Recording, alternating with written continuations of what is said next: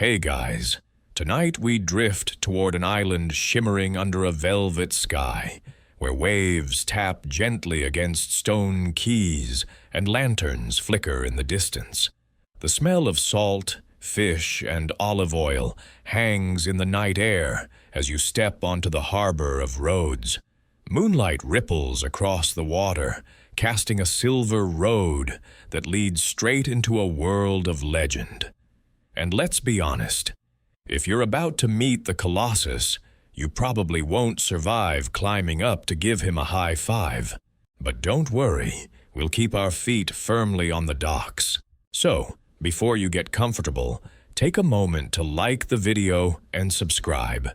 But only if you genuinely enjoy what I do here. And I'd love for you to post your location and local time in the comments. It's always amazing to see where you're tuning in from.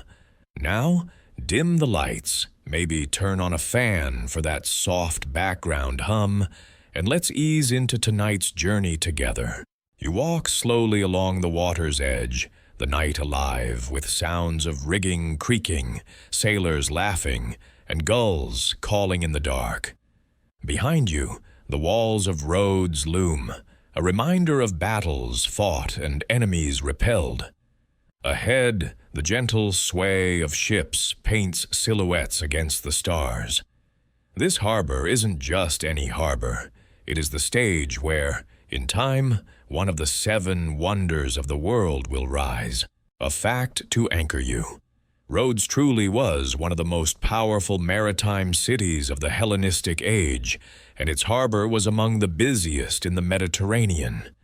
Grain, wine, silver, and silk passed through these docks, making the city's wealth glitter as brightly as the moon overhead. And you sense that wealth all around. Golden coins exchanging hands, polished amphorae clinking together, guards in bronze helmets standing watch. Still, even in such prosperity, whispers carry. A siege once held this city in a chokehold. Not long ago, Demetrius Poliorcetes, nicknamed the Besieger of Cities, marched against Rhodes with an army that shook the earth. For a year, his forces battered the walls, rolled siege towers taller than houses, and tried to starve out the people.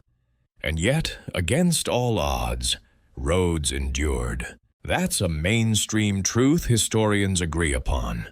The failed siege of 305-304 BCE marked a turning point for the island's pride. You step past fishermen mending their nets and catch one chuckling. He says, "They left behind all their war machines when they fled, giant catapults, siege towers, and weapons so big even oxen hated them." And here's the quirky tidbit. Rhodes auctioned off that abandoned scrap metal like it was a yard sale, raising enough silver to fund the Colossus itself. Imagine paying for the world's tallest bronze statue with your enemy's broken ladders. Talk about poetic revenge shopping. But the night air presses gently, urging you to look upward at the stars. The people of Rhodes don't just see stars, they see their sun god, Helios, reigning over heaven by day and leaving embers of his journey glowing at night. It's no wonder that after victory, they decide to honor him in a way no one can ignore. You overhear a merchant whisper, "We will build him here, taller than any wall, brighter than any torch."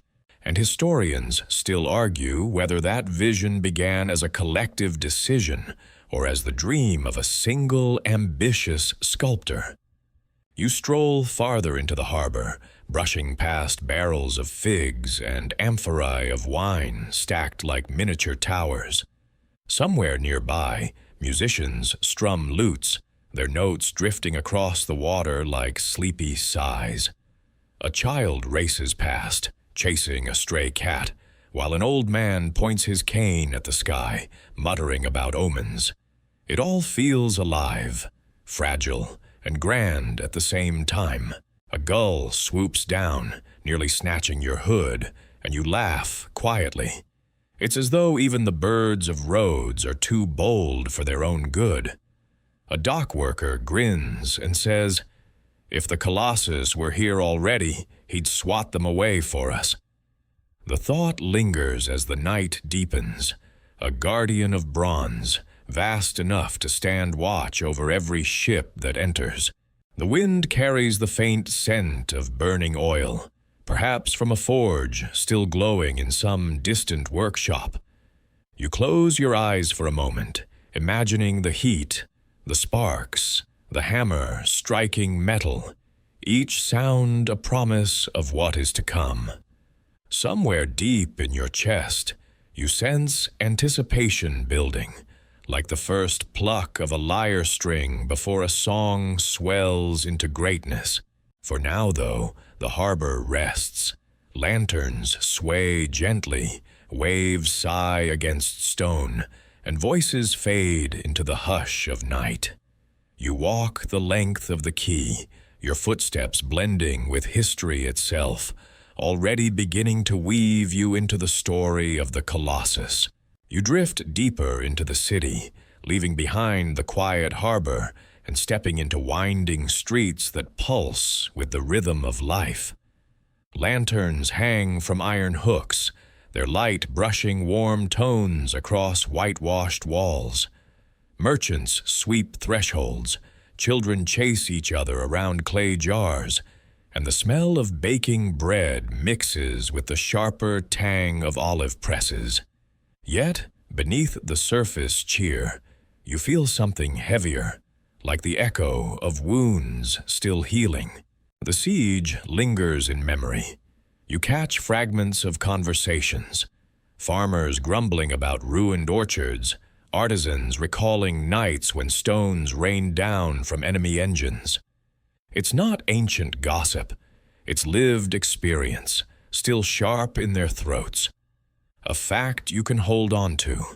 When Demetrius abandoned the siege, he left behind not only machines, but also a reputation scarred by failure. Rhodes had faced one of the era's fiercest warlords and survived, and survival has a way of reshaping identity. You turn down a narrow alley and find graffiti scratched into plaster, ships, suns, and crude drawings of walls standing tall. It's the people's way of celebrating defiance. A boy explains with a toothy grin that they drew suns so Helios would see their courage and keep watch. Whether or not that's true, you nod approvingly. Because what else can you do when a child believes the sun itself clapped for their bravery? Still, not everyone laughs. You pass a circle of older men hunched over amphorae of wine. One shakes his head and mutters, "Victory costs too much. The city is strong, but its scars will outlast us." Another raises his cup and counters, "Scars remind us we lived." The argument flows like the wine, warm, bitter, and unending. Historians still argue whether the siege truly united Rhodes or whether it left fractures beneath the surface, cracks smoothed over by prosperity, but always ready to split again. You step into the agora, the city's beating heart, where vendors call out in overlapping voices, fish fresh from the harbor, grapes from the hills, copper from Cyprus. The crowd swells like a tide, yet every so often you catch someone glance toward the city walls. They can still picture battering rams and siege towers looming beyond. One vendor thrusts a pomegranate into your hands, sticky juice dripping between your fingers, and says, "Eat. Life tastes sweeter after near death." He laughs at his own wisdom, but you wonder if that's the city's new motto. A quirky tidbit makes its way into your ear. During the siege, Demetrius built a monstrous machine called the Helios, or Taker of Cities, a siege tower so huge it had wheels taller than a man. But when it rolled toward Rhodes, The defenders set the ground beneath it ablaze, turning the invention into nothing more than a spectacular bonfire. Imagine the embarrassment, building the world's most intimidating siege engine only for it to end as the world's largest campfire. Somewhere in that failure, Rhodes must have felt both terrified and triumphant. You slip through the market and onto a terrace overlooking the sea. The moon is lower now, the horizon glowing faintly where dawn threatens. Ships bob like toys, and the stone quays shine wet with dew. The city feels fragile yet invincible all at once. You rest a hand on the stone railing, still warm from yesterday's sun, and it seems to pulse with the determination of everyone who defended these walls. Someone brushes past you, a mason with dust clinging to his tunic. He mutters, "We build higher, we build stronger, we show the world who we are." You realize that rebuilding is more than repairing walls. It's reimagining identity. Rhodes is no longer just a city with ships. It is a city that stood against the impossible and lived to sing about it. And perhaps that's why, as you stroll back through the narrowing lanes, you catch the first hints of an idea whispered from lips to lips. To honor Helios, not just with prayers or offerings, but with something tangible, towering, impossible to ignore. A presence that will rise higher than the siege towers, brighter than the torches of invaders. A monument that shouts across the sea. We endured. The streets fade into quiet again, shutters closing, the city folding itself into dreams. You hear a distant rooster, a reminder that dawn is almost here, and with dawn comes new ambition. In that liminal hush, you can almost feel the ground beneath you humming, as though Rhodes itself is preparing to grow taller.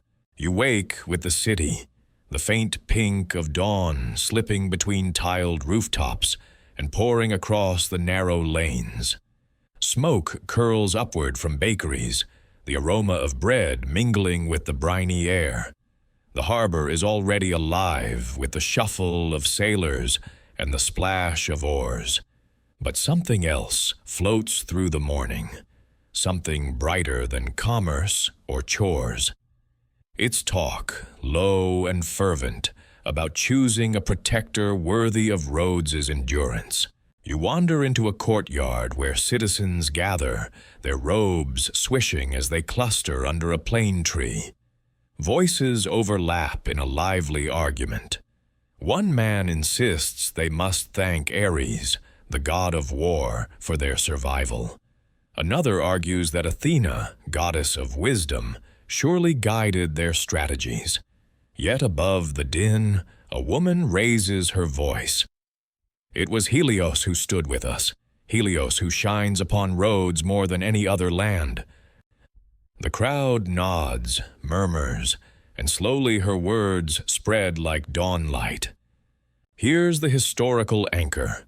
Rhodes had long been devoted to Helios, their patron sun god. But after the siege, his importance grew even greater. They credited their survival to his radiance, believing the very walls gleamed with his protection. The choice to honor him wasn't random. It was woven into the city's identity. You slip to the edge of the crowd and watch as a priest in white robes steps forward. He lifts a bronze mirror to catch the morning sun, tilting it so a beam flashes across the faces gathered. The light dazzles, and for a heartbeat, everyone falls silent, as though Helios himself had nodded. The priest speaks softly. We must raise him here, in bronze and stone, as tall as our pride. A boy nearby whispers, "If we build him tall enough, maybe he'll wave back at the real sun." You stifle a laugh because, honestly, the mental image of a giant bronze god casually waving across the sky is too good not to enjoy. But then a fisherman frowns. Do we not tempt fate by building so high? What if Helios grows jealous? His doubt lingers in the air, heavy as fog. And here lies the open question. Historians still argue whether building the Colossus was purely religious devotion or a bold political statement to flaunt Rhodes' survival before the world. Faith or propaganda? Maybe both. You wander toward the temple of Helios, its steps polished by centuries of feet. Offerings clutter the altar, grapes, olive oil, carved wooden suns. The priestess inside chants in a lilting tone, her words praising Helios as the eternal witness. Shafts of light pierce the temple through narrow slits in the walls, illuminating dust motes that spin like tiny stars. You feel as if you're standing inside a sunbeam, warmed from the inside out. A quirky tidbit reaches your ear from an old merchant sitting on the steps. Some said Rhodes was literally born of the sun god's love. According to myth, Helios fell for the nymph Rhodos, and together they created this radiant island. The merchant leans close and adds with a grin, which makes us all children of Helios, so maybe we should at least write him a thank you note. You chuckle at the thought of mailing celestial gratitude. Leaving the temple, you join the crowd flowing back into the agora. The conversation has shifted from if to how. Some want a temple larger than any other, others demand an altar burning day and night. Yet more and more, the idea of a statue takes hold. One so immense it will make ships pause mid-ocean, sailors shielding their eyes as if Helios himself is standing guard. As you weave through the throng, you sense that the decision isn't just about worship. It's about sending a message to every trader, rival, and traveler who sets foot here. Rhodes bows to no one but its god, and its god shines higher than all. The sun is climbing now, painting the sea in ripples of gold. You stand at the water's edge, watching fishermen push their boats out, sails catching the new day. Above the clamor, you imagine it, the silhouette of a colossal figure, head thrown back, eyes toward the horizon, arms stretched to the heavens. The people are choosing not just Helios, but a future bound to his eternal fire. And with that vision burning in their hearts, the city begins to dream louder. You follow the buzz to a courtyard that smells of charcoal and beeswax, where apprentices carry armfuls of papyrus and planks, while a few stray goats audition as foremen. At the center, a man with sun-browned hands unrolls a long sketch across a work table. His eyes have that far-away, measuring look, the way builders stare not at wood and bronze, but at the future draped over them like cloth. Someone whispers his name with quiet pride. Chares of Lindos. You step closer, the papyrus crinkling as he smooths it flat. Lines leap up at you in neat, confident strokes, a figure rising, one foot subtly advanced, weight settling with grace that stills the sea around it. The pose isn't loud, it's poised, balanced as a dancer at the instant before sound begins. In a low voice, Chares explains how the stance keeps stress even along the hips and knees. He taps a mark with a reed pen. Here, he says, pointing to a web of little squares. The inner armature carries the load. The plates merely wear the sun. A neutral aside to ground you. Ancient sources name Chares of Lindos, the Rhodian sculptor and pupil of the famed Lysippos, as the architect of the Colossus, and they place its completion in the early 3rd century BCE. That fact is bedrock. Even if the details blur at the edges, This attribution stands like granite in the literature. Chares motions you around the table. On a pedestal sits a wax maquette, Helios in miniature. Light skates across the tiny brow and flares along the shoulders. You tilt your head, noticing shallow grooves scored where bronze plates will meet, like the seams on a ship's hull. He has pierced the model with thin pins that radiate inward at angles.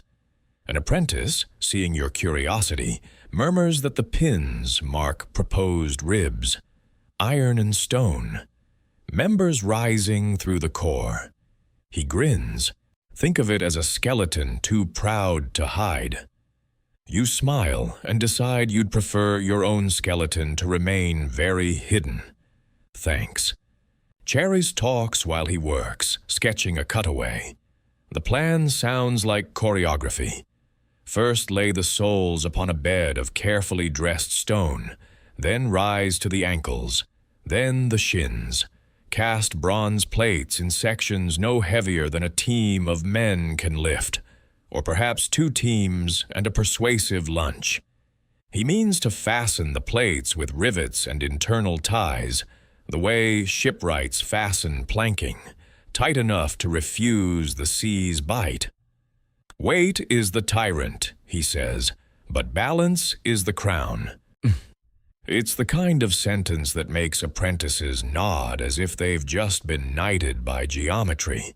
A scribe unfurls another sheet. Proportions. Cubits breed cubits until the numbers climb like ivy. You try to keep up and fail cheerfully. He'll make the head proportionally larger than life to counter the distortion of height. He adjusts the hands similarly, thinking of how light will pool in the palms at noon. You can't help a small laugh when an apprentice suggests adding sandals for modesty. Chares arches an eyebrow and replies, Helios needs no cobbler, which is artisan for, please stop decorating the sun. He leads you to the forge yard. Pits yawn like shallow craters. Clay molds dry in the shade. A furnace crouches with its mouth open, hungry for bellows. Here the city's leftover war metal begins its second life. The mainstream fact presents itself plainly. The statue's outer skin is bronze. Ancient writers are unequivocal about that, and contemporary estimates place its height around 70 cubits, roughly 32 meters. Your gaze climbs the scaffolds and keeps climbing, your neck filing a complaint with your shoulders. Somewhere near the top of that imagined outline, seabirds wheel. As if auditioning to be accessories, a craftsman hauls up a crate and the lid clatters back. Inside lie chunks of salvaged fittings, bent nail heads, fragments of the massive siege engines once meant to conquer this place. A quirky tidbit buzzes amid the chatter. Some locals claim the Helepolis itself, the infamous tower that tried to swallow the city, donated the best bronze, as if the invader confessed defeat by becoming a god's shin. It's a delicious story, and whether or not the exact bolts match the boast, you admit the poetry's irresistible.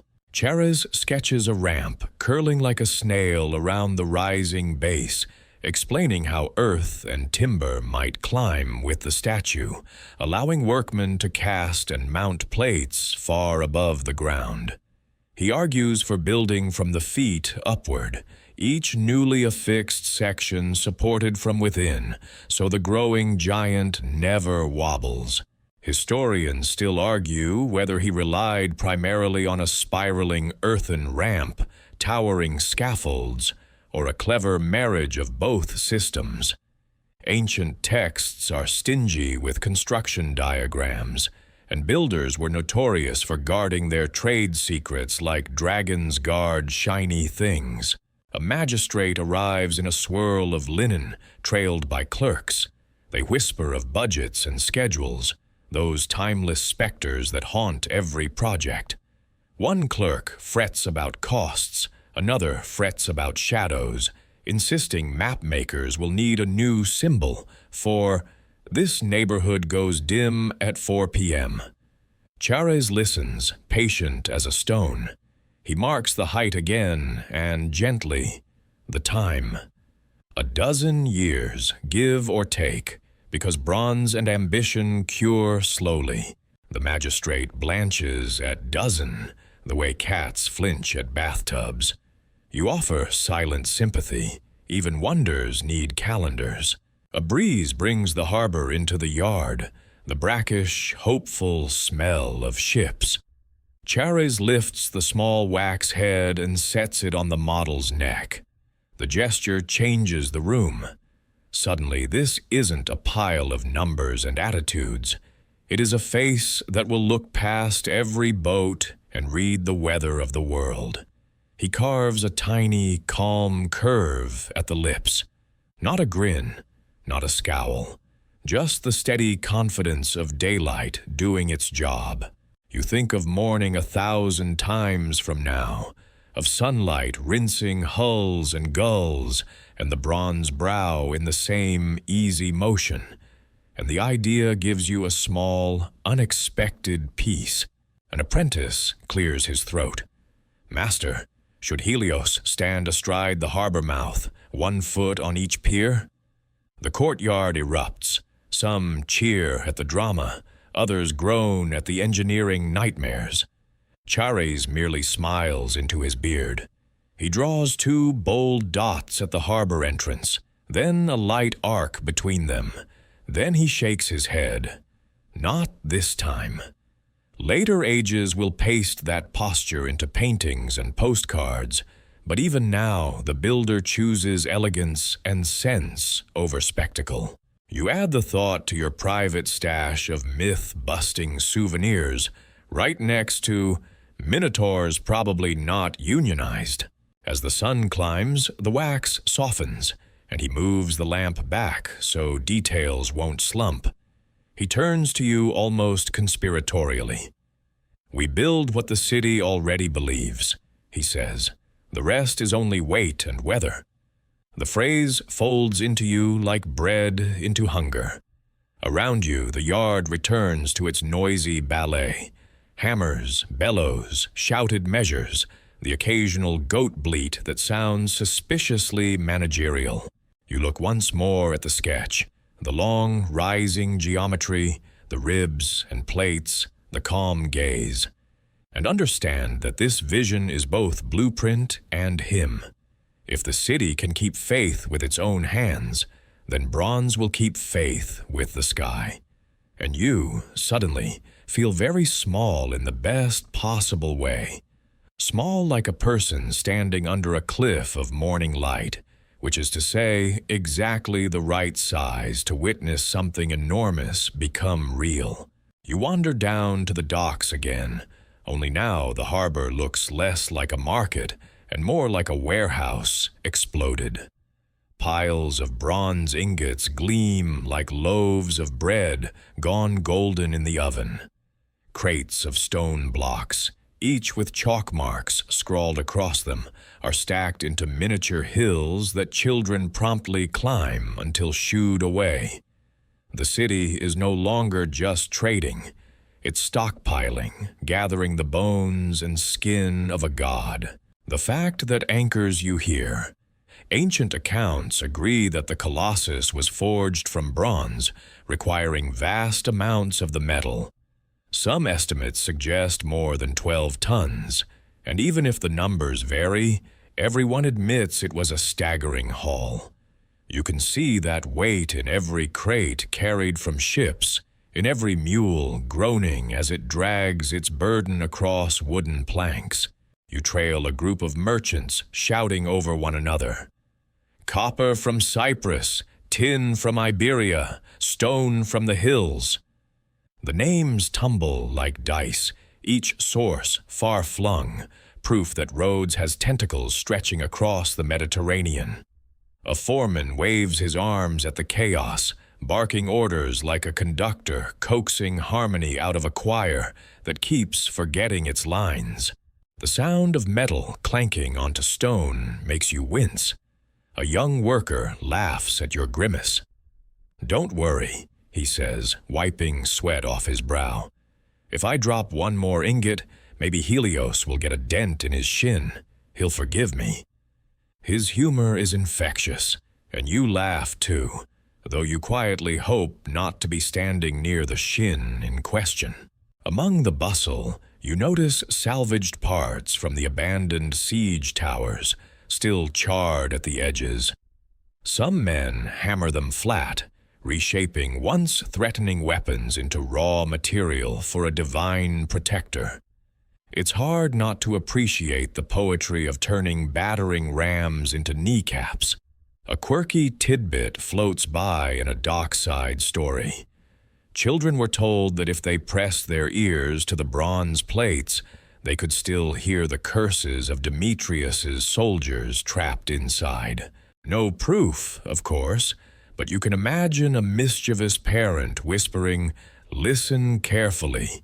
Hear the besieger complaining about his lunch?" The smell of tar, sweat, and salt stings your nose as you watch a caravan roll in from the inland quarries. Each cart holds blocks of white stone, destined to fill the Colossus' legs and anchor the weight. One mason pats a block as though it were a loyal donkey and says, "This stone will never move again, and neither will Rhodes." You step closer, laying your palm on the cool surface, and the promise of permanence hums through your fingertips. Everywhere you look, scaffolds sprout like wooden forests, rising around piles of material. Carpenters knot ropes, lash beams, and argue over whose hammer went missing. Sawdust drifts in the air, catching the light like lazy sparks. You climb partway up one scaffold, the boards creaking beneath your feet, and from this height you see the entire harbor transformed. Warehouses bulging with metal, quarries coughing up stone, ships arriving loaded and leaving light. Rhodes is no longer just a city, it's a construction site on a mythic scale. And yet, as you climb down, you overhear an old sailor mutter darkly, "We take too much from the earth. What if Helios grows angry at our greed?" He spits into the dirt, convinced disaster lurks in every ingot. It's the open question that lingers. Historians still argue whether such an audacious project was universally celebrated, or if doubt, envy, and fear dogged the enterprise from the start. Faith and pride are powerful fuel, but they burn alongside anxiety. At the edge of the dock, a group of boys toss small pebbles at a massive bronze ingot, each clink sounding like a bell. They cheer every strike, pretending each sound is Helios himself clearing his throat. You can't help but smile. Children always find the play in whatever giants their elders dream up. The sun slides higher, and the clamor grows with it. Carts creak, ropes snap taut, sparks fly from hammerheads meeting metal. The harbor, once only a place of trade, is now the heart of a colossal heartbeat. You walk slowly through it all, the sense settling over you that this gathering of bronze and stone is less about materials and more about the city transforming itself. Every crate lifted, every block cut, every ingot stacked is another syllable in a hymn, sung not with voices, but with sweat and steel. You step into the construction yard as morning light drapes everything in soft gold, and immediately your eyes are drawn upward. Wooden scaffolds climb like tangled ladders to the sky, lashed together with thick ropes and creaking under the weight of men, tools, and ambition. At ground level, the statue's feet already crown the foundation, great bronze sandals resting upon stone blocks, toes splayed as though to grip the earth itself. You stand beside one, and it looms taller than you, every curve hammered with such care that you half expect it to wiggle. A clear, agreed-upon fact.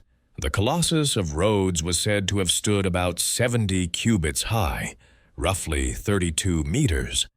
Even its feet alone would have dwarfed the average person, making the scaffolding a necessity, not a choice. And so you watch workers scurry up the wooden frames, balanced with unnerving grace, as if gravity had agreed to suspend its usual rules. The air thrums with activity. Iron nails shriek as carpenters drive them into beams. Ropes groan under the tension of pulleys hauling bronze sheets upward. From somewhere above, a hammer clangs, and you instinctively duck, even though the sound is just a reminder, not a falling tool. Below, an overseer barks orders, his voice carrying across the yard like a trumpet. You wander closer to the giant ankle, where stonemasons wedge blocks into the hollow interior, filling it with ballast to anchor the weight above. Sweat streams down their backs, their chisels sparking briefly with each strike. One mason grins and says, "This foot will never step forward, but it will carry Rhodes farther than any army." You nod, because his words ring true in a way that feels almost rehearsed. Nearby, an apprentice teeters on a scaffold plank, arms flapping before regaining balance. The crowd below gasps, then exhales with nervous laughter. You murmur, "He should have packed a parachute." And the man beside you chuckles, not even knowing what a parachute is, but laughing at your obvious tone. Humor, it seems, is the glue that keeps fear from sticking too tightly to their ribs. A quirky tidbit drifts to your ears from a sailor hauling ropes. Some Rhodians claimed that if you stood under the scaffolding at dawn, you could hear Helios himself humming approval through the timbers. More likely, it was the wind whistling through knots, but the idea of a god doing quality checks is too delightful not to imagine. As you climb partway up the scaffold, the city spreads out below. Whitewashed houses, tiled roofs, and the glittering harbor where ships bob like children's toys. But your attention is pulled back to the work before you. Bronze plates the size of doors being winched into place, men aligning them with mallets, rivets hammered until sparks dance briefly against the wood. The rhythmic clangs echo like a heartbeat, steady and unrelenting. The higher you go, the more precarious it feels. The planks beneath your feet wobble, ropes sway in the wind, and yet the workers move with confidence born from repetition. You overhear one joke to another. "If I fall, just tell my wife I was taller than the Colossus for 1 second." Even in danger, humor hangs in the air like a safety net. From this vantage, the outline of the legs rises steadily, bronze gleaming in patches where fresh plates catch the sun. You imagine the day when these legs will tower high enough to cast shadows across the harbor, and you shiver, not from the breeze, but from the enormity of what's unfolding. And yet doubt slips in. A visiting merchant squints upward and mutters, "It can't last. No metal should stand that tall. It will fall and crush us all." His words echo the open question that still lingers today. Historians still argue whether the methods described could truly have supported such a colossal figure for decades, or if the feat was exaggerated by later writers. Ambition and skepticism have always shared a scaffold. You descend slowly, your hands brushing the rough ropes for balance. Back on solid ground, the noise of the yard envelops you again. Hammers, pulleys, the rasp of saws, and the grunt of men hauling stone. The statue's feet and rising legs dominate the space, a reminder that even beginnings can feel monumental. As the sun arcs higher, shadows shrink, and the metallic scent of bronze mixes with the earthy tang of fresh-cut timber. You walk once more along the base, craning your neck until it aches. Already, the Colossus is no longer just a dream. It is a body taking form, rising inch by inch into a guardian of the harbor. And you, caught between awe and doubt, keep walking beneath the scaffolds, hearing every creak as a promise that the sky is about to get crowded. You return to the work yards before noon, and the air hits you like an opened oven. Heat rolls off the ground in visible waves, wrapping your shoulders in a shawl you never asked to wear. You follow the roar to the forges, where brick furnaces squat like red-eyed beasts and bellows wheeze in a steady rhythm. Inhale, exhale, as if the whole yard is breathing fire. Sparks drift upward and vanish into the brightness, tiny comets with very short destinies. You pat your eyebrows, just checking they're still factory-installed. Personal equipment, after all, is not included in the project budget. Bronze ingots lie stacked nearby, stamped with maker's marks from ports you've learned to pronounce. Workers sling them with iron tongs and feed the crucibles.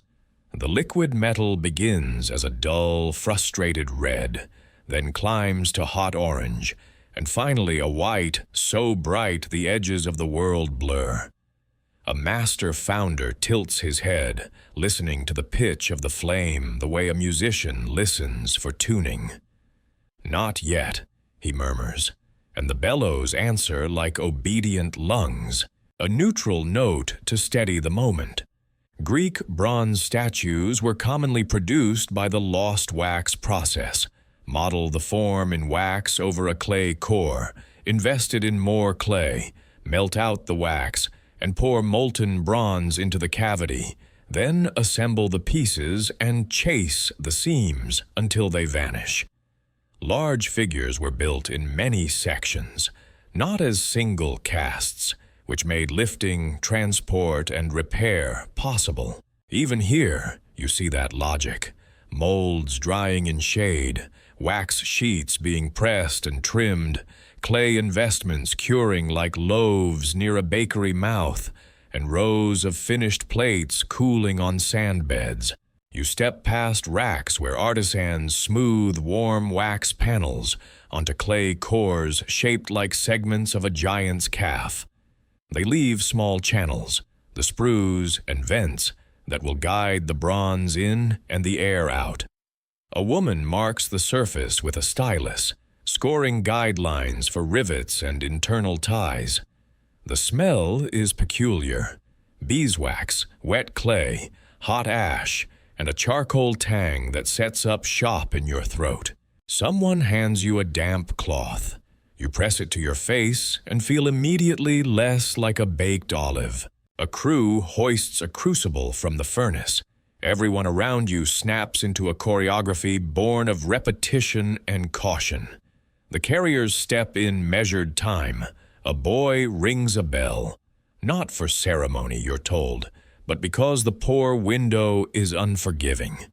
If the metal cools too fast, the statue keeps a permanent frown. You edge back because bravery is admirable, but molten metal does not accept apologies.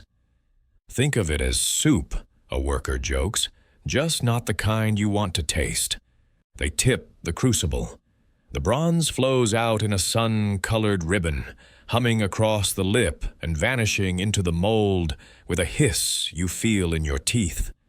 Steam blooms, the mold darkens, the yard holds its breath. Someone murmurs a prayer to Helios, and for a heartbeat the roar of the furnace and the sea beyond seem to merge. When the pour ends, the carriers lower the crucible, and the bellows relax into a slower sigh. Only then does conversation thaw. You notice your shoulders drop 2 inches, as if the heat had been borrowing them. A quirky tidbit rides the laughter. One smith swears that a drop of wine flicked into the mold ensures a smoother surface. The god likes a taste, he says, while another insists the trick is goat milk because bronze appreciates calcium. No one produces a scroll to prove either claim, but the debate is enthusiastic and, frankly, hilarious. You make a mental note never to confuse their lunch with their metallurgy. Across the yard, another team breaks the clay off a cooled section. It's like an archaeological dig in reverse.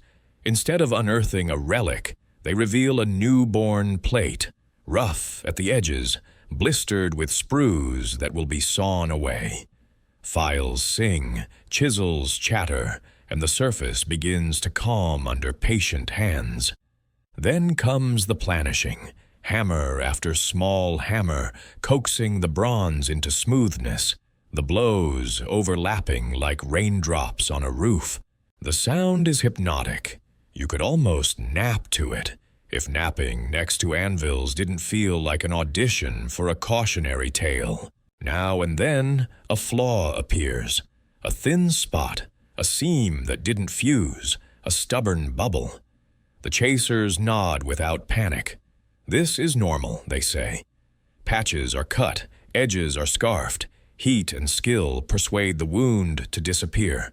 The result, when they finish, is a plate with quiet confidence, ready to be lifted into the light and judged by distance, not by inches.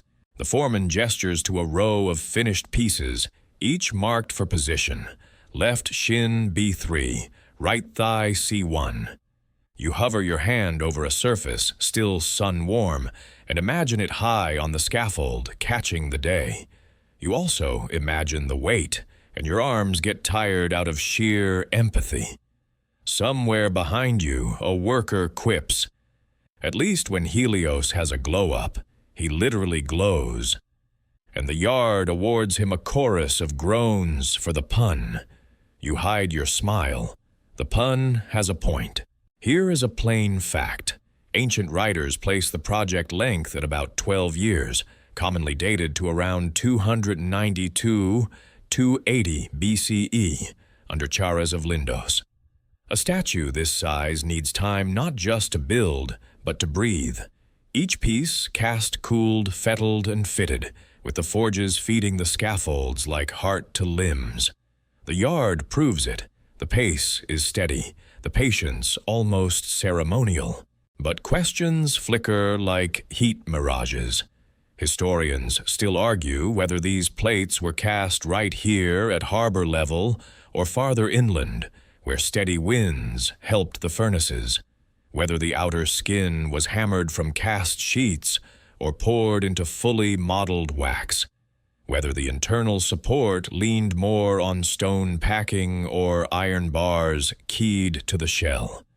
The texts offer poetry, not blueprints, and the earth is not in the habit of keeping receipts. A messenger hurries in with a basket of bronze offcuts, scavenged from an old siege engine.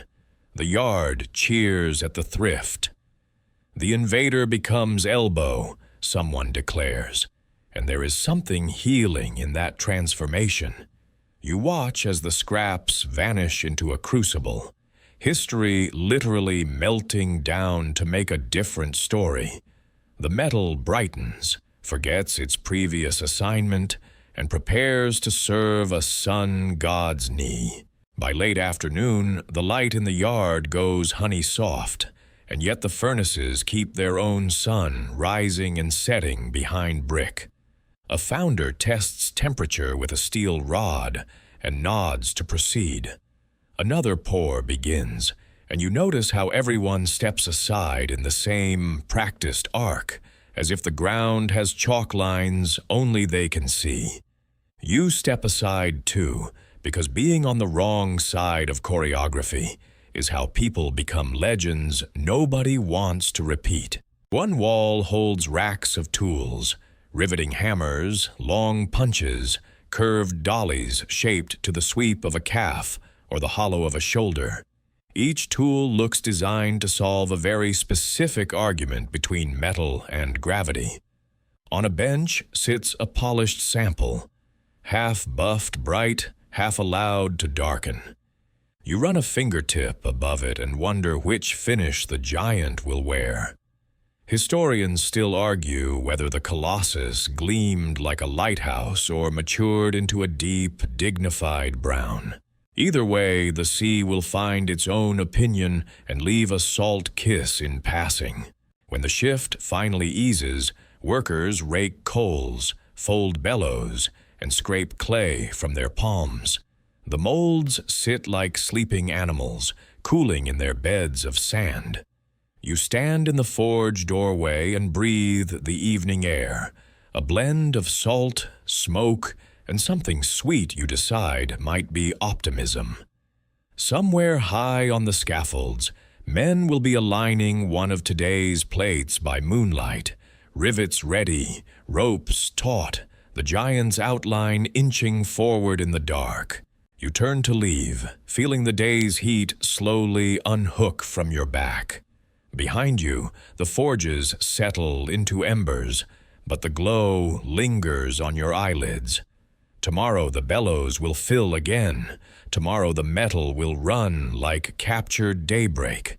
Tomorrow another piece of the impossible will cool enough to touch. And you, warmed and a little dazzled, walk out under a sky that has learned a new color. You return the next morning to find the scaffolds taller, their wooden ribs climbing like impatient trees. Ropes run in crisscrossing lines, creaking as if the yard speaks a dialect of knots. You step back to grant your neck a small mercy. Above you, the hips are fully seated, the lower torso rises in new bronze, and along the waist a ring of fresh plates glows with furnace memory.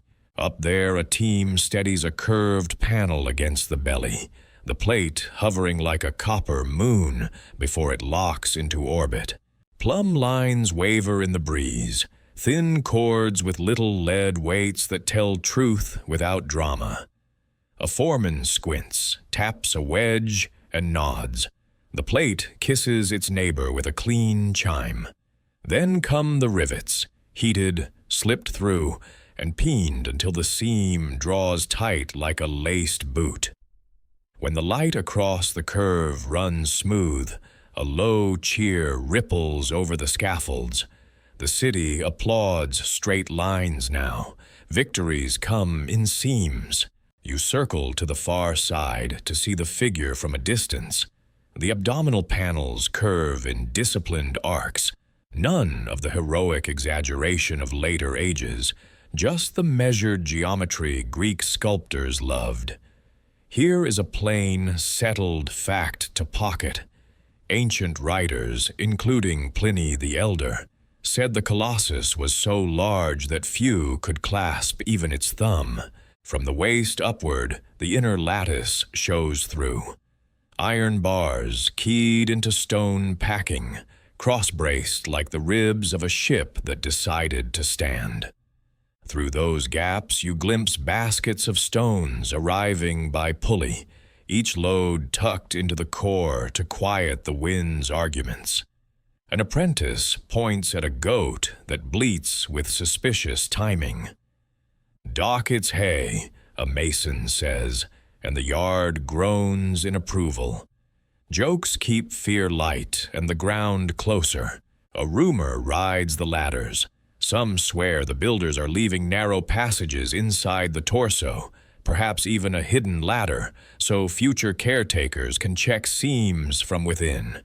Charming, yes. Proven, no. Call it a curiosity. Still, when the breeze sighs through the shell, you could believe a quiet room is forming beneath the bronze skin. Mid-morning brings a change in music. A shoulder segment, broad, slightly twisted to catch the turn of the body, rises from the yard. The rope teams move like a single animal. Their chant keeps the rhythm steady. The plate floats upward in a gentle swing, shadow crossing your face like an eclipse with good manners.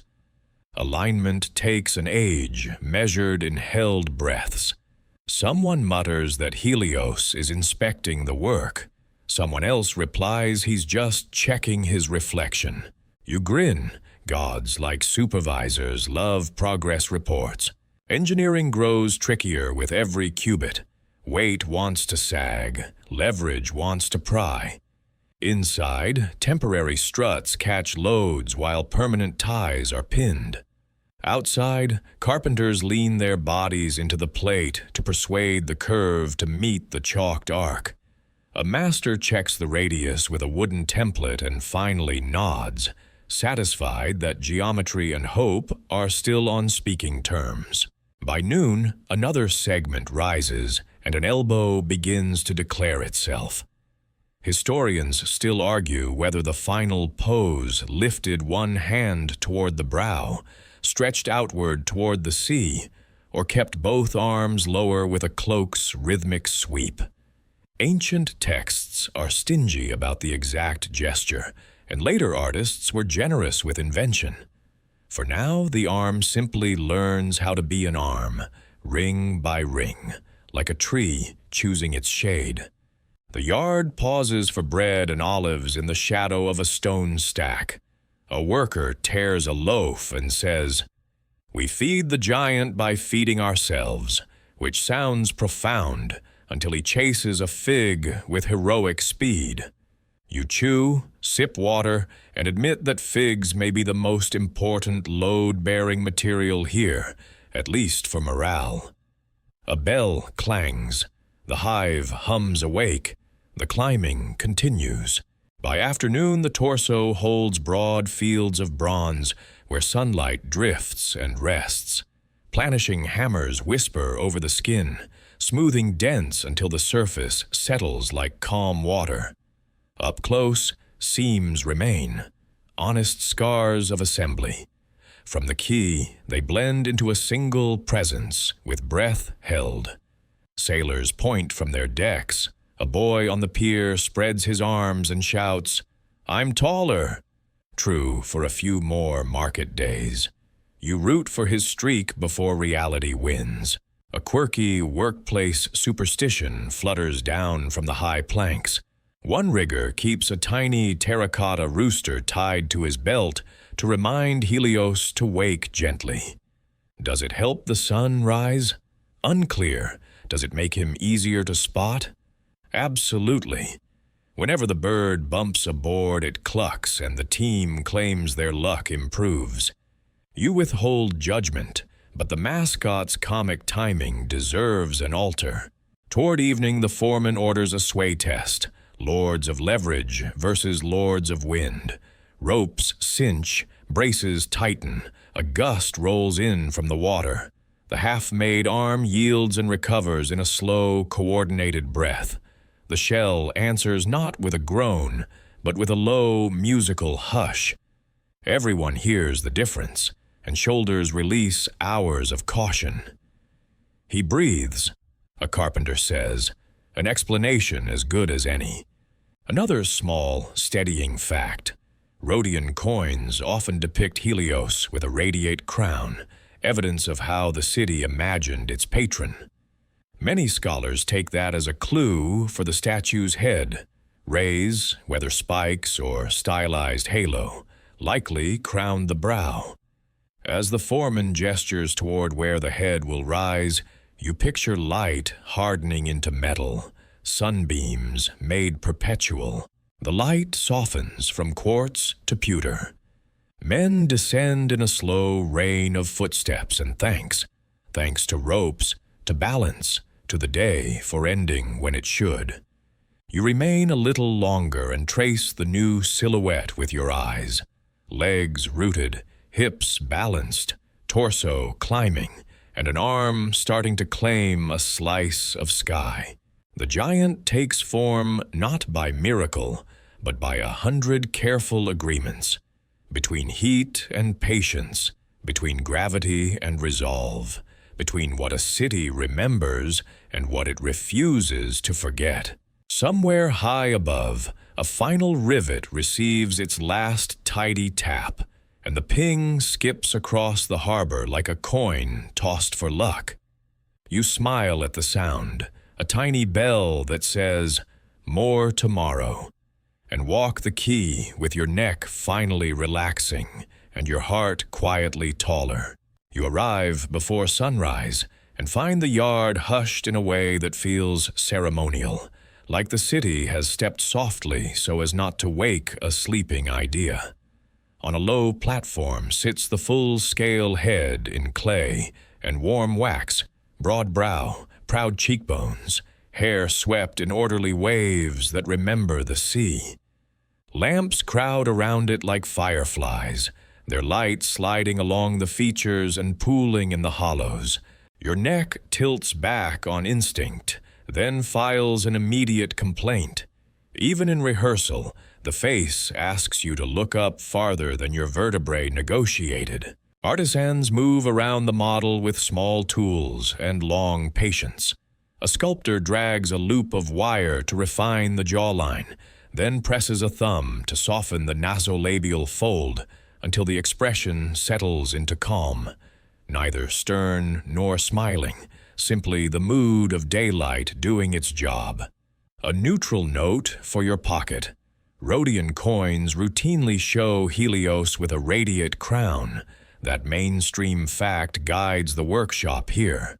The crown isn't decorative flourish, it's identity. Without it, the face might be anyone's. Handsome, yes, but not the sun. You step closer as a wax worker lays thin ribbons to suggest hair, coaxing strands into tidy spirals. A boy holds up a small comb carved from olive wood. "For Bronze Hair Day," he declares, and the yard groans at the pun while secretly approving the tool. Another team scores faint guidelines where plates will meet, careful seams that will, from the key, disappear into light. A founder marks pinholes for the rays of the crown, long triangular spines that will rise like quiet exclamations. Someone jokes they'll double as an excellent seagull deterrent. You decide not to test that hypothesis with actual seagulls. A foreman talks you through the plan. Cast the face in curved sections like puzzle pieces, each with a lip for overlapping and rivet lines to share the load. Cast the hair in manageable locks, cast each sun ray separately, and key it into the head with stout tenons and inner ties. Inside the skull, iron members climb like a grove of saplings, braced to the torso's core, so the weight flows downward rather than forward. You picture weather arguing with leverage and leverage answering with geometry. The conversation sounds civil, but only because the metal intends to win. They heat the wax, polish the planes of the cheeks until the lamp's reflection glides without a hitch, then roughen the areas that will catch the rays so the joins grip like hands. An older sculptor fusses over the eyelids, thick enough to read from far below, thin enough not to sulk. He cuts a subtle upper lid shadow into the form, a trick of Greek sculpture that lets eyes seem alive without glassy inlays. Historians still argue whether the Colossus wore inlaid eyes of stone or glass paste, whether pupils were chased into the bronze and darkened, or whether paint carried the final expression from deck to dock. To the side, a tray holds experiments, tiny discs of white marble, bluish glass, and polished bronze. One assistant tilts each under the lamp, deciding which reads. As a gaze under blazing noon. Nearby, a scribe notes the results like a weather report. You drift your fingers an inch above the samples and feel irrationally a temperature change. Bronze carrying yesterday's heat, stone staying cool as a cave. An apprentice shrugs. The sun chooses, he says, which is workshop for we'll do tests until the foreman smiles. Here is your anchoring fact. Plainly, Ancient writers date the completion of the Colossus to the early 3rd century BCE, commonly around 280 BCE under Charis of Lindos, and they consistently describe Helios with a radiate crown. That much is bedrock, even if the exact arrangement of rays and the details of the face are left to our imaginations and their hammers. They begin the casting sequence. Clay and vestments bake beside a low kiln, the wax inside ready to flee at the first serious heat. The poor team moves with a choreography you recognize. Crucible lifted, bellows sighing, molten bronze leaving the lip in a ribbon bright enough to edit the daylight. When the molds have cooled and the clay skins are cracked away, faces emerge in pieces, cheek, brow, ear, curls, each rough at the edges and proud of its sprues. Chasers approach with files and promises. Planishing hammers whisper a lullaby across the metal until the surfaces calm. A quirky tidbit wafts through the shop like incense. A sailor swears that if you polish a bronze face under the sun at noon, Helios might borrow it for one heartbeat to check how he's looking today. Just a quick mirror, he says, dead serious. No one cancels lunch to verify the theology, but a few extra cloths appear, and a surprising amount of buffing gets done. By midday, the first segments of the head are ready to travel. Riggers tie a web of ropes around the brow plate, adding a cradle to keep the curve true. The lift is careful, slow as prayer. Up the scaffold it rises, over the coppery belly you left yesterday, across the growing shoulder where temporary struts still hold time in place. From below you watch the plate hover, sunlight kissing a new plane that wasn't here at breakfast. Easy, someone breathes. Tools align the edges. Heated rivets pass from hand to hand in tongs. Peening hammers tap them into neat mushrooms until seam becomes sentence. You climb after the crew, boards springy beneath your feet, the harbor shrinking to a palette of blues and whites. The breeze climbs with you. It tastes faintly of figs from someone's lunch. At head height, you feel tiny in the way that comforts. Small enough to be safe under something enormous. A worker calls for a wedge. Another passes a drift punch. The brow settles by a finger's width, and the line turns clean. He's starting to think, a carpenter says, nodding at the emerging forehead. You'd swear the bronze agrees. Angle by angle, more arrives. Cheek, jaw, a braid of hair that snakes around the ear and locks under the crown. The radiate rays come last, the crew treating them like delicate spears that must never misbehave. Each slides into its mortise and takes a rivet with a bright, decisive ping. The circle forms, a quiet sun crowning a bigger sun. From the quay below, people point. A child attempts a hand-ray salute and almost pokes his father's eye. The father laughs, then reconsiders eye safety. You wince in solidarity. A short rest under a canopy gives you shade and a rumor. Some claim the head will hide a narrow inspection crawl space, so, on calm days, a keeper might climb within and rap the seams to hear the health of the shell. Charming, if true. Inconvenient, if you dislike ladders. Either way, the idea fits the mood. This is a city that intends to keep listening to its wonder. Historians still argue whether the head faced true east to greet the first light, turned a degree toward the incoming ships, or followed a sculptor's preference for balance over symbolism. By late afternoon, the profile is unmistakable. The long, straight nose, favored by Greek sculptors, lids that lend the gaze a thoughtful quiet, and hair that breaks into disciplined rivers before the crown gathers them into light. The expression is impossible to name, and perfect for that reason. Whoever meets it will supply the last adjective from their own weather. You notice how the plains catch sun and softly hand it back to the sea. If eyes are the windows of the soul, these lids are balcony doors with excellent views. The day closes with a last ring of hammering and a last joke shouted down the planks. Tomorrow, we teach him to wink. Laughter answers because everyone knows a giant should probably avoid mixed signals. Below, the harbor resumes its own conversation. Oars clacking, gulls negotiating treaties, sails snapping loose. Above, the new face listens without judgment, the crown already practicing how to pin a sunrise to the sky. You climb down slowly, step by careful step, resisting the urge to look back every third plank.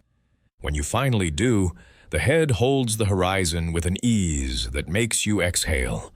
There is nothing theatrical in it, only the assurance of a day that will arrive, whether watched or not. You walk the last stretch on tired legs and realize your neck no longer complains. It stretches gladly, as if to say, yes, that's the direction we're going. The harbor hums louder than you remember, as though the sea itself has joined the construction chorus. Ships glide in from Cyprus, Crete, and Alexandria, their sails snapping like banners, and every captain cranes his neck the moment the shoreline reveals the rising figure. You walk along the quay with baskets of figs swinging past your elbows, merchants calling out prices, and dock hands straining under crates. But no voice rises louder than the whispers of awe. The bronze guardian is almost complete, and he stares straight over the water. From where you stand, the Colossus seems to hold the entire harbor in his calm gaze. The torso gleams with fresh, polished panels, sunlight dancing across seams until they vanish into a seamless whole. One arm rises, half-clad in bronze plates, its gesture poised between greeting and command. The head, crowned with rays, surveys every vessel with patient authority. And there's your anchoring fact. By the time the Colossus stood finished, ancient accounts place him at around 70 cubits high, towering above any statue the world had known to that point. Dockworkers joke as they unload amphorae. One points upward and says, "He charges mooring fees now, 1 smile per ship." Another mutters that the real trouble will come when Helios insists on tips. The laughter is nervous but genuine, a way of turning awe into something manageable. Even the gulls, wheeling and screeching above, seem to circle more cautiously, like small children around a stern teacher. You step onto a pier, where fishermen mend nets under the statue's looming shadow. One swears that the fish swim differently now, as though Helios himself blesses the harbor. Another shakes his head and grumbles, more like they avoid the noise.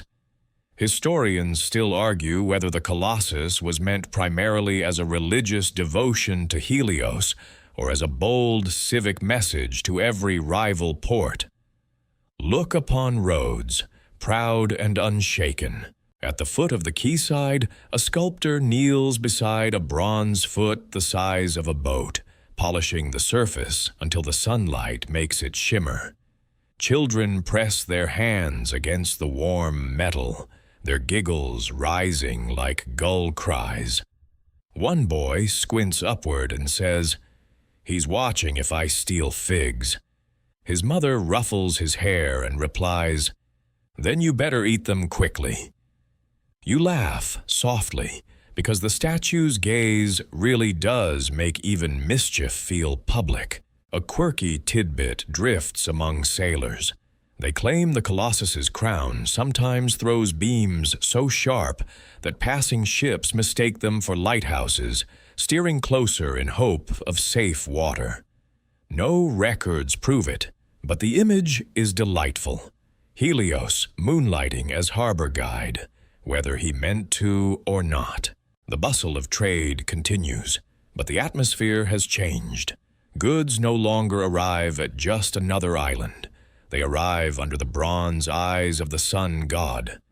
Wine casks roll onto stone, their hoops gleaming faintly like tiny echoes of the rays above. Silk bolts unfurl in the breeze, flashing colors that seem pale beside the burnished glow. Every arrival becomes a performance staged beneath the giant's calm oversight. You watch sailors disembark, shading their eyes as they glance upward. Some kneel briefly, muttering prayers. Others pretend indifference, but walk straighter, shoulders pulled back under that massive gaze. One captain removes his hat and says to no one in particular, "If he frowns, I'm turning this ship around." The dock erupts in laughter, but the man's eyes flick up again, just to be sure. As the day heats, the statue glows brighter, bronze catching and returning the sun until it almost seems alive. You feel sweat bead on your brow and can't tell whether it's the summer air or the god's reflected fire. Children chase each other through the shadow of the legs, which stretch across warehouses and boats alike. A reminder that one figure now frames every inch of this port. Walking farther down the quay, you overhear a poet reciting lines to a cluster of traders. Helios stands, the harbor's crown, his gaze the measure of the sea. The men nod, distracted but impressed, tossing coins into the poet's hand. One trader jokes, "That's one way to pay for bronze upkeep." You smile, because even in reverence, humor survives. The sun begins to lower, casting long, coppery light across the water. The Colossus glows with a strange warmth, as though the metal is breathing. Ships depart, their sails dipping in the breeze, and each one slides beneath that unwavering gaze. From your spot at the end of the pier, you sense that no cargo leaves unnoticed, no arrival enters unblessed or unmeasured. The harbor is now a stage, and the statue its eternal audience. As twilight descends, torches flicker to life, dotting the quay like small, respectful stars. Yet above them all, the bronze face still catches the last blush of daylight, holding it longer than the rest of the world. You linger with the crowd, your voice hushed, your eyes aching from so much looking upward. The Colossus doesn't move, doesn't speak, yet somehow commands the whole harbor. Guardian, symbol, and sunbeam all in one. You linger among the piers as stories begin to travel faster than ships.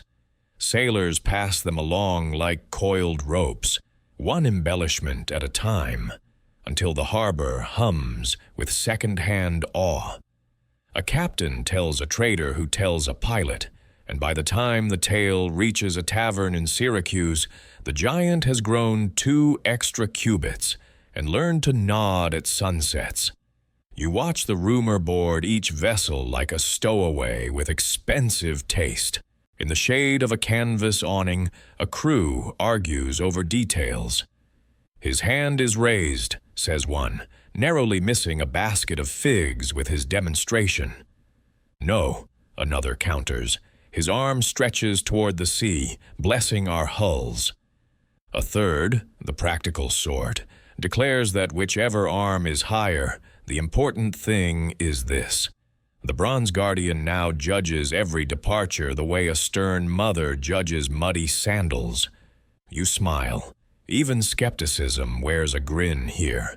Official messages leave the island too, letters sealed with sunbursts, coins stamped with the radiate head of Helios. People hold those coins like tiny passports, proof they stood where metal met daylight. A simple fact steadies the noise. Ancient writers consistently listed the Colossus among the 7 wonders of the world. Whatever the pose, his reputation sails as cargo. No storm can throw overboard. You duck into a tavern where the beams smell of pitch and the tables wobble with veteran confidence. A poet on a crate calls the statue the bronze dawn that never blinks. Half the room claps. The other half orders more wine so the metaphor makes sense. Someone grumbles that bards are how measurements become myths. Give a liar enough time, and any thumb becomes a hill. He's not wrong. Marvels gain altitude when put to music. Not everyone sings. A shipwright snorts. It's a fine statue until a gale reminds it of gravity, listing worries with carpenterly gloom, leverage, sway, joints that forget their vows in winter. A mate raises a cup and says, "We sail on planks, trusting knots. Perhaps the giant trusts his knots too." The table laughs, and for a moment doubt and faith share a drink without breaking furniture. Outside, a young pilot traces the approach to Rhodes on a chart. See how the wind shifts along the point? The first glimpse is not the face, but the crown catching sun. She taps the margin twice, a navigator's habit that keeps symbols married to meaning. Historians still argue whether ships truly spotted the Colossus from far at sea, or only once they rounded the cape. The water edits what our eyes remember. A superstition slips down the gangplank. If a captain whistles 3 notes while passing the bronze feet, the rays will reflect luck onto his sails. But not 4, a deckhand warns gravely, unless you wish for extra gulls. A quirky tidbit, surely, yet when a pentaconter shoves off, you hear 3 faint whistles. And yes, a gull arrives anyway to file a complaint. A plainer truth tethers you. Rhodes's prosperity is no miracle of bronze alone. The statue may be the face, but the city's mind is trade. Laws, harbor masters, and steady taxes. Symbols help, yet harbors run on schedules and grain, not only on stories wrapped in sunlight. Even so, stories alter the way feet move. You watch a crew from Phoenicia disembark, rough hands suddenly careful as they step onto the stones, as if entering a temple. One brushes dust from his tunic and laughs at himself. "What?" his companion asks. "The god is tall," he answers, "and I am easily impressed." Reverence can be practical. People behave better when watched, even by metal. A visiting philosopher wonders whether Rhodes has built an idol or an idea. If the bronze fell tomorrow, he asks, would the courage that raised it remain? He receives good wine for the question and poor tips for the timing. You decide philosophy is best served after nets are mended and accounts balanced. Before that, it's another heavy thing to carry. At dusk, you join a procession that isn't a procession, just workers heading home together. They talk of wages, sore shoulders, and which stretches best fix scaffold legs. One jokes that the city should hire a second Colossus, whose only duty is to hold umbrellas when it rains. Another suggests a smaller bronze beside the first to encourage good posture. Laughter rolls down the lane. Humor is a scaffold of its own. Rumors multiply like sparrows. One claims a secret stair climbs inside the leg to a chamber where a keeper listens for changes in the bronze, like a physician with a stethoscope centuries too early. Another whispers that at noon, on Helios's festival, the rays focus a thin beam that lights a ceremonial lamp on the quay. Charming images both. Your mind files them under curiosities worth loving even if unprovable. A fisherman points to the horizon where the last light slides off the sea. He makes the evening slower, the man says softly. You understand. The presence of something vast teaches time to take longer breaths. The harbor moves more carefully now. Captains check lines twice. Even quarrels lower their voices. If only for a moment beneath that bronze patience. Still, you hear the undertone, practical fears that arrive like barnacles. Tally keepers count risks. Magistrates plan repairs that may never be needed. Priests schedule rites to keep lightning from mistaking a crown for an invitation. Historians still argue whether official ceremonies regularly gathered at the base or whether daily life simply flowed around him like water around a reef. Night answers before the debates do. Lamps ignite along the quay, their reflections quivering on black water. Above them, the giant grows darker, yet he doesn't vanish.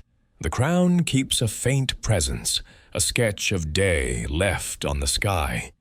A child drowses on his mother's shoulder and murmurs that the god is staying up to watch the boats. His mother smiles and whispers that the god never sleeps. But if he does, the moon will nudge him. You walk the last of the stones with the harbor's murmur in your ears. Awe and doubt trail you like two friendly dogs, occasionally bumping knees, but mostly getting along. The tails leap aboard for another night's journey, and you know they will return at dawn a shade taller, a hair shinier, as all good stories do. Under the bronze gaze, the sea folds itself into quiet, agreeing to keep the secret improvements until sunrise. You rise before dawn, the city still cloaked in silence, except for the restless shuffle of waves against the quay.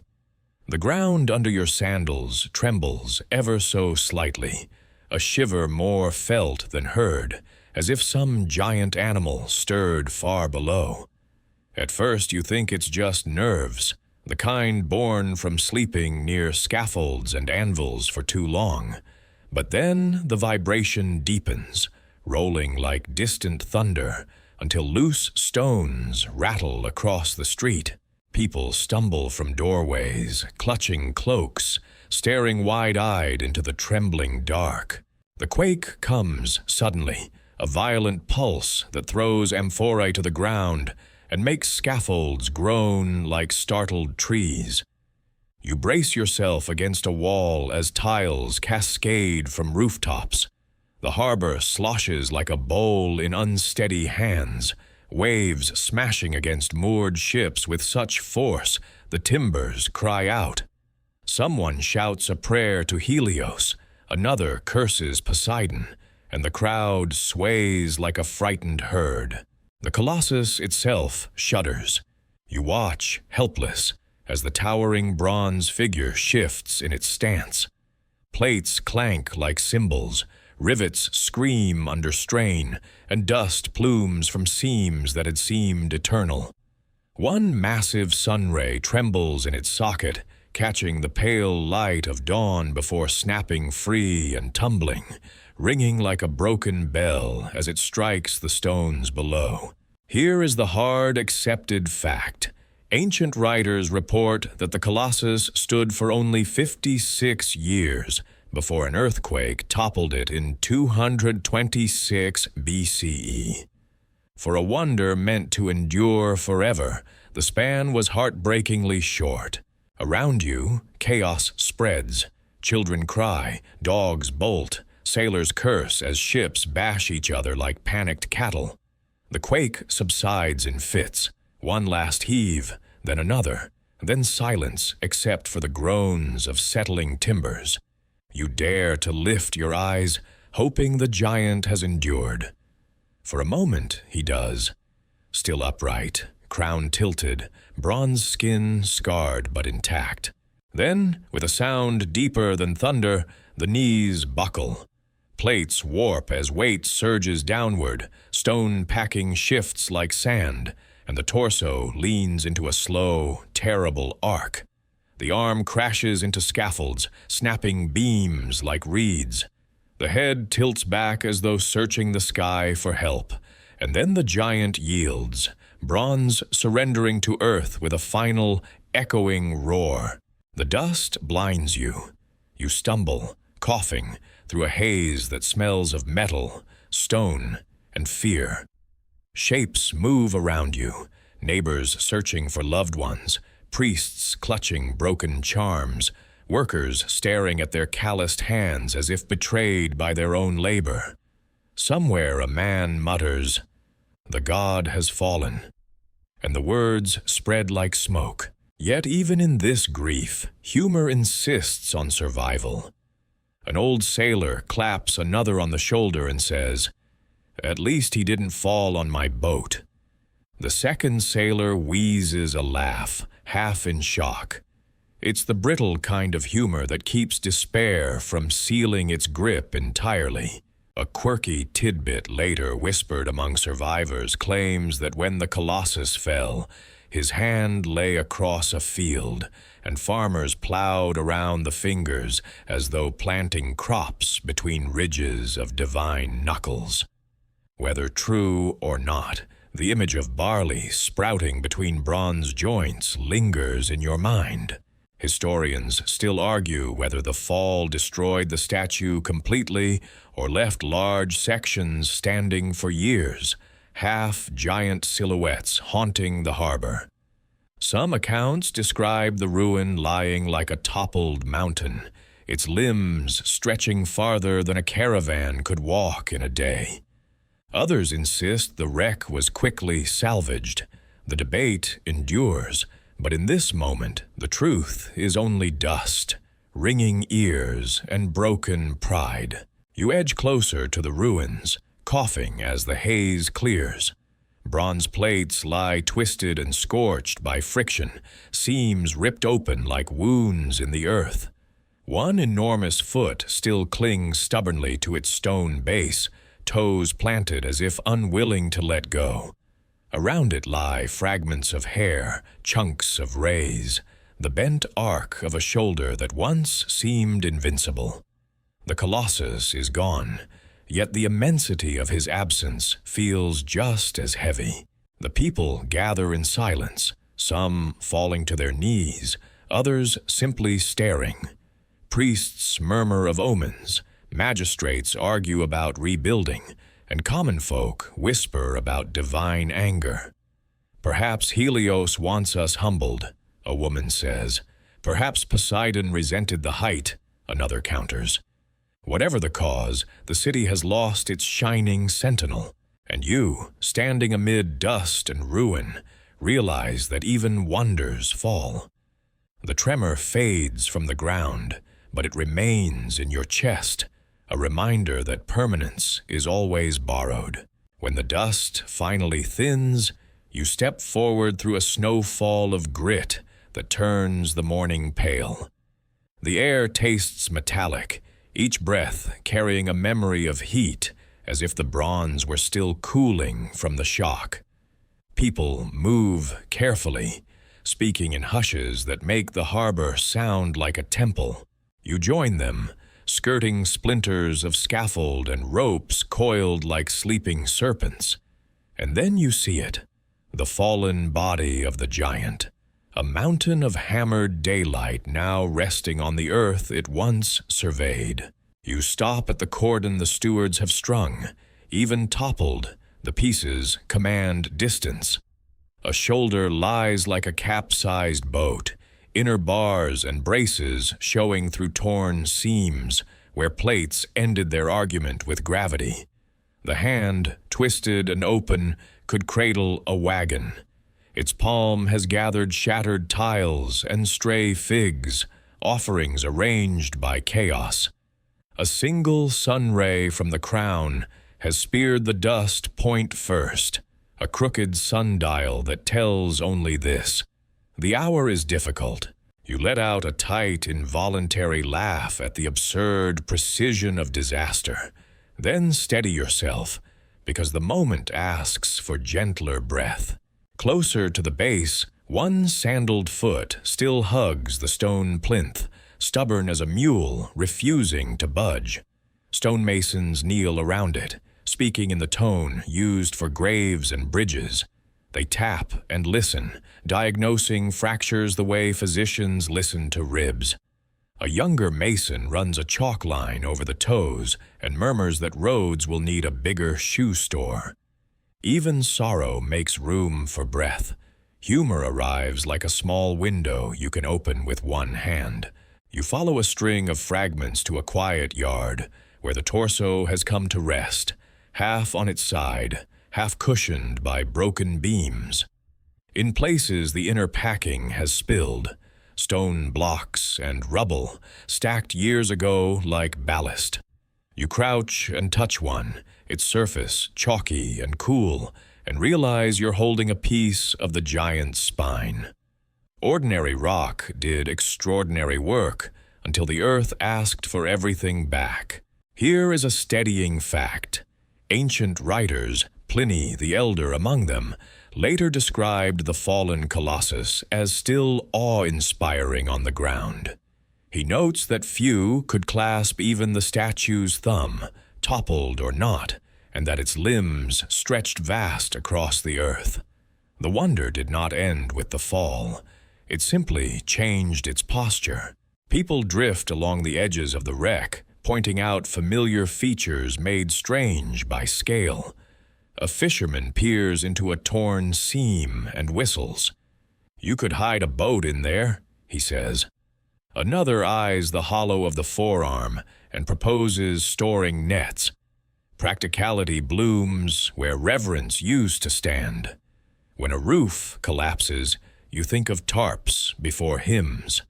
A child slides a pebble down a crease and squeals when it vanishes, swallowed by a secret tunnel of bronze.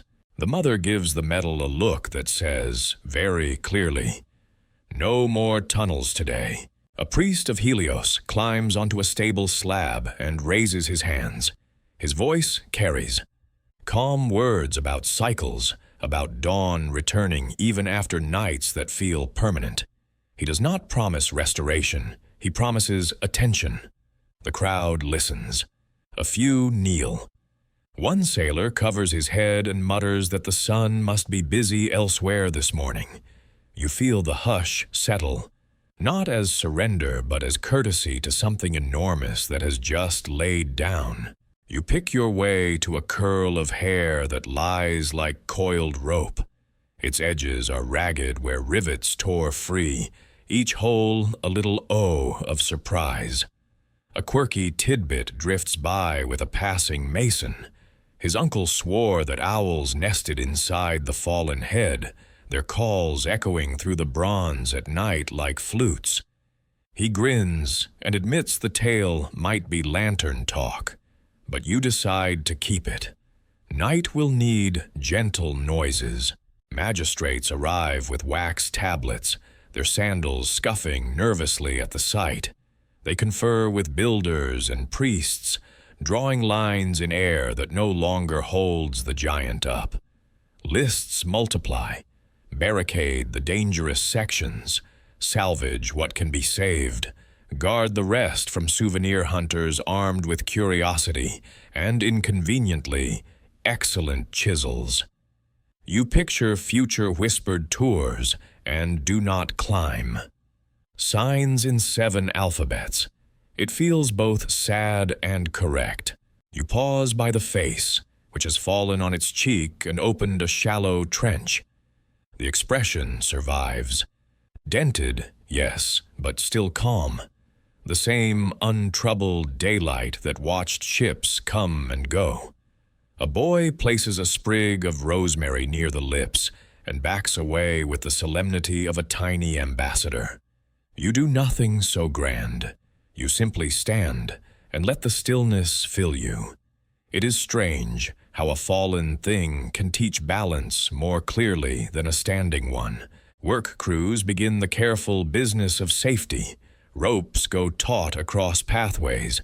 Wedges become guardians, shoring edges that threaten further collapse. A carpenter taps a beam with a mallet, and frowns at the tone. Too hollow, he says. It wants to sing. He adds braces until the music quiets. Nearby, a small altar rises where people leave oil and bread for the workers, and perhaps for the idea of Helios itself. The open question threads every conversation. Historians still argue whether the Rhodians considered rebuilding at once, whether an oracle later forbade it, or whether finances and fear of renewed quakes made the decision for them. In your ears, the word rebuild sounds brave and impatient at the same time. The ground has not finished speaking. Perhaps it deserves to finish its sentence. By midday, the sun burns away the last of the dust, and details sharpen. You notice how planished surfaces, even scuffed, keep their gentle curves, how seams, torn in places, still show the care of hands that meant their lines to disappear. You imagine those hands now paused on knees, finding new work in repair and water buckets. A rigger loops a rope around a fallen ray, and mutters that at least the gulls have fewer perches. Another answers that gulls are innovators. There will be a committee. Even laughter, carefully measured, returns to the harbor's voice. Here is another plain anchor.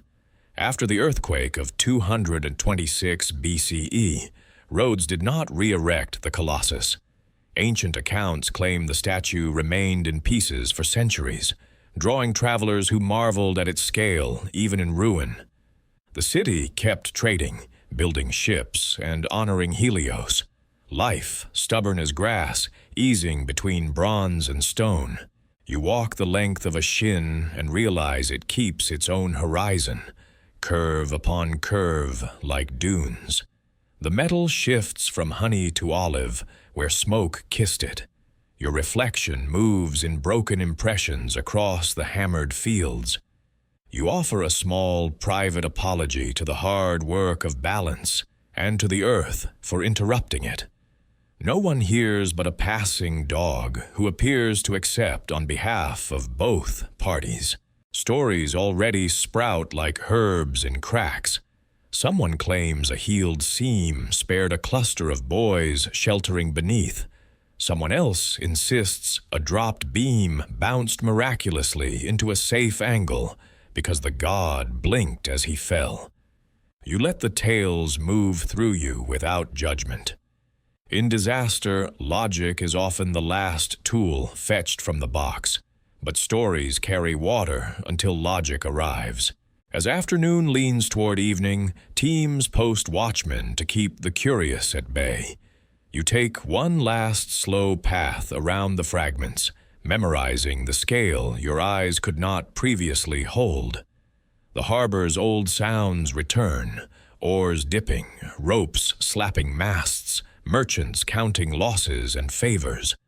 Life reclasps its routines with the awkward tenderness of someone rehanging a door that never hung straight. You step away from the wreck and feel the city's heartbeat returning, bruised but regular. Behind you, the fallen giant rests, still capable of taking your breath without standing at all. The sun slides along the battered bronze and turns every dent into a soft ember.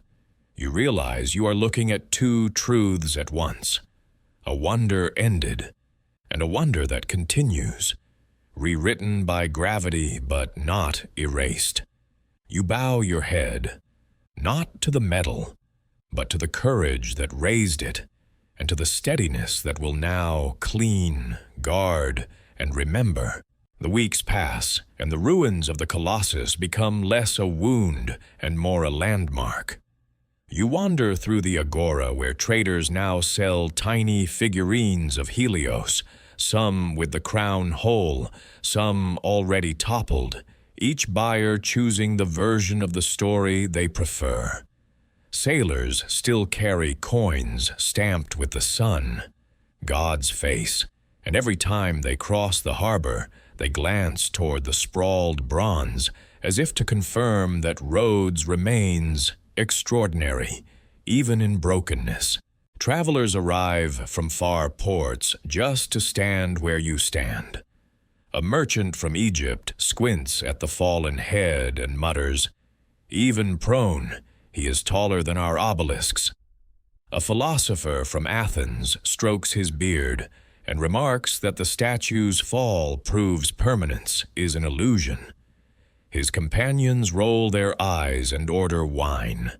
A poet scribbles verses about a sleeping dawn, eager to recite them at dinner parties. One boy from a distant island runs a hand across the bronze foot and blurts, "He still feels warm," though the sun, not Helios, earns that credit. Here is your anchoring fact. Later, writers confirm that for centuries after the quake, visitors came to Rhodes to marvel at the Colossus even as a ruin. It had joined the roster of the Seven Wonders, and its reputation endured despite lying on the ground. Awe survived gravity. The ruins take on new uses, too. You overhear fishermen who claim the hollow of a fallen thigh makes a fine place to dry nets. Children chase each other through the gaps between bronze plates, their laughter echoing oddly in the chambers. Priests set small shrines near the fragments, arguing that Helios's presence is not diminished, but spread wider, inhabiting every dent and rivet. A quirky tidbit even floats that lovers carve their names in the seams, believing eternal union is forged in bronze that already outlasted generations. Whether the gods approve is anyone's guess, but the graffiti grows, and always the question lingers, why not rebuild? You hear it at tavern tables, whispered in temples, debated in magistrates' halls. Some argue the city should raise the giant again, taller, stronger, proof that Rhodes bows to no quake. Others insist the Oracle of Delphi forbade re-erection, warning against challenging fate a second time. Historians still argue whether that oracle was a genuine pronouncement, a political excuse, or simply a practical acknowledgement that a project of such scale could not be risked again. Yet memory finds its own scaffolds. Artists sketch the statue whole in mosaics and frescoes, sometimes exaggerating his stance, sometimes planting him astride the harbor like a watchman of impossible hips. Storytellers embellish until children believe the Colossus winked at dawn, or whistled to call winds, or once leaned down to adjust a crooked sail. The ruins stay still, but the stories keep walking. You climb a nearby hillside one evening and look down at the harbor. The fragments lie spread across the city's edge, but from here they glitter like constellations, pieces of a fallen sky rearranged on earth. People move among them with ease now, merchants, pilgrims, curious travelers, and the air is not heavy with grief, but with energy. Rhodes has made peace with the giant's silence and turned it into spectacle. Another simple fact. Writers in later centuries said travelers marveled that even lying down, the Colossus was beyond comprehension. Tourists placed their hands against the bronze and marveled that just a finger dwarfed them. The ruins became their own wonder, proof that greatness can persist in fragments. At night, the ruins seem even more alive. Torches flicker across bronze surfaces, lighting them in fractured gold. Priests chant hymns to Helios, their voices catching in the hollows and returning deeper, like the god answering through his own echo chamber. A fisherman tosses a coin into the shadow of a broken arm and whispers for safe winds tomorrow. A child giggles as he pretends to climb the rays of the fallen crown. You stand nearby and feel the mingling of reverence and play, solemnity and mischief, because that's what survival looks like, making room for both grief and laughter. The Colossus has fallen, yes, but the idea has not. Each visitor leaves with a tale, and each tale grows in retelling. Some say the god is resting, others that he waits for the right time to rise. You walk back toward the harbor and hear the same phrases, repeated in different accents. Even broken, he is greater than any standing thing. The words are carried like cargo, sailing out on every ship. You glance once more at the bronze fragments, lying across the earth like islands in a shallow sea. They seem less like wreckage and more like punctuation, commas in a sentence the city keeps rewriting. Rhodes will continue to trade, to thrive, to tell stories, and in every version, the Colossus remains. Guardian, ruin, symbol, giant of the harbor still. You stand at the edge of evening with the bronze islands at your feet and the harbor's voices settling into low tide hush. From this quiet, your thoughts climb, up scaffolds that no longer exist, up ribs that once held daylight, and you begin to imagine tomorrow's hands reaching for what yesterday dropped.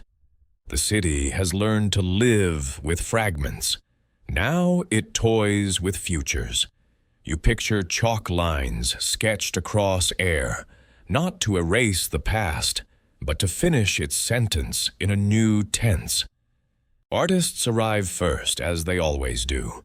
You watch them lay tracing paper over the view, their pencils whispering, a slender tower woven of latticed light, a museum folded like a sail, a bronze silhouette not of a warrior god, but of a patient guardian whose gesture says, "Welcome more than beware."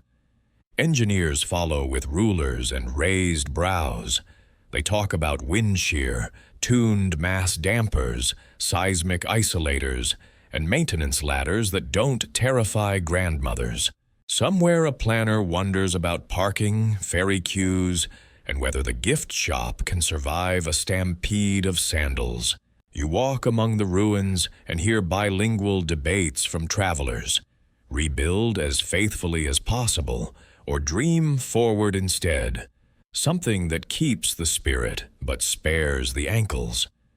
A shipwright suggests a lighthouse cloaked in a new Helios, a beacon that holds galleries and classrooms where children learn how good metal behaves and bad earthquakes behave better when buildings listen. A priest proposes a pavilion of mirrors that catches sunrise and spreads it across the bay, so every boat leaves wearing a ribbon of light like a sash across its wake. Here is a steady fact to hold, while opinions swirl. Ancient writers consistently counted this giant among the 7 wonders of the world, a list that traveled farther than fleets and still fits in a school child's memory. That status, weatherproof and portable, is what every new sketch quietly tries to honor. The stories, being stories, add spice. You overhear a guide tell a group that centuries after the fall, the broken bronze was sold off and carted away on 900 camels, each chewing thoughtfully between loads. You file it under curiosities, delicious, quotable, and uncertain, because you have yet to meet the accountant who counted the camels. Still, you can't help picturing the world's slowest gleaming parade, led by a foreman who keeps losing track at 893. You pause beside the fallen hand and hold your own up to it, a leaf against a hull. Somewhere between your palm and the hammered lines, you can almost feel a future pulse, a lightweight crown of steel and glass, perhaps, or a bronze lattice strengthened by a spine of carbon and good sense. Historians still argue whether reviving a vanished marvel honors the past or edits it, whether a modern Colossus should copy a guess or confess its newness with pride. The debate is not a quarrel. It is a friendship that prefers long walks and good arguments over quick verdicts. The harbor, practical as ever, submits its own suggestions. Captains want a beacon they can read in fog. Fishmongers want more visitors who arrive hungry.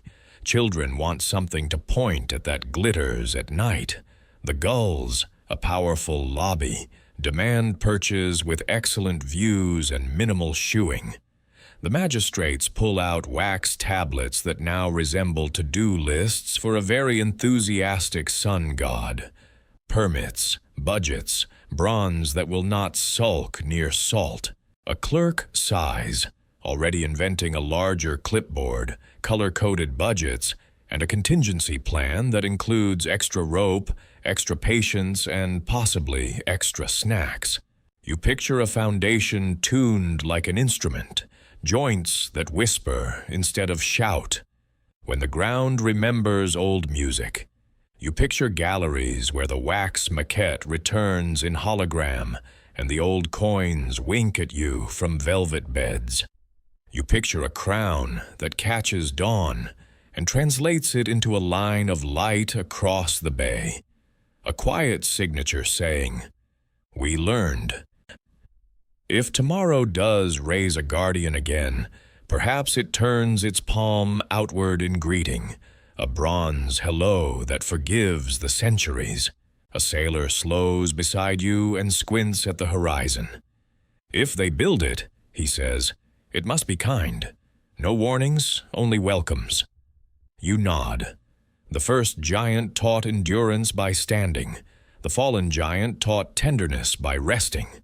A new one, if it appears, might teach attention, the art of looking out and noticing who has come home. Another modest truth finds you as the lamps begin to bloom along the quay. Nobody truly knows the exact pose, the precise tilt, the secret ladder, or the lack of it. Museums keep their replicas, scholars keep their footnotes, postcards keep their fibs. Your mind keeps the feeling, the cool of stone at night, the hum of bronze in sun, the way a harbor looks taller because an idea once stood there. The rest can be redesigned without treason. You stroll past a stall where a young artisan sells little suns on cords. She presses one into your hand and says, "For luck, for light, for remembering." You pay too much and wear it anyway. It thumps your chest gently with each step, keeping time with the harbor. Part of you builds a scaffold just to see what your heartbeat could hold. On your way home, you picture the unveiling, the hush, the held breath, the warm exhale when the cloth falls.